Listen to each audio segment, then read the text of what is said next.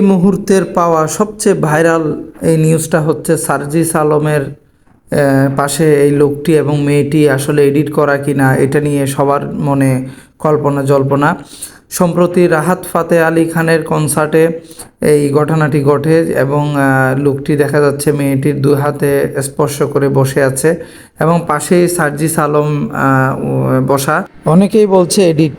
এর আগেও আপত্তিকর অবস্থায় আতিফ আসলামের কনসার্টে কয়েকটি ঘটনা দেখা যায়, সেখানে বিভিন্ন বয়সী যুবক যুবতীদের আসলে তাদের হাগ করা বা একে অপরকে জড়িয়ে ধরা ওপেন পাবলিক প্লেসে, এই জিনিসগুলা মানুষের নজরে আসে এবং বিভিন্ন মিডিয়া কাভারেজ হয়।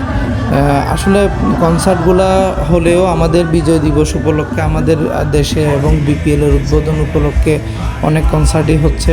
তো আমাদের যুব সমাজ বা আমরা যারা ওই কনসার্টে যাচ্ছি তাদেরকে আসলে সচেতন হয়ে এই কনসার্টগুলো আমাদেরকে উপভোগ করতে হবে, কারণ আমরা আমাদের এখানে মিডিয়া কাভারেজ বা বিভিন্ন পাবলিক প্লেসের মধ্যে এই ধরনের ভিডিওগুলো কিন্তু আপত্তিকর অবস্থায় অনেক জায়গায় প্রকাশিত হয়।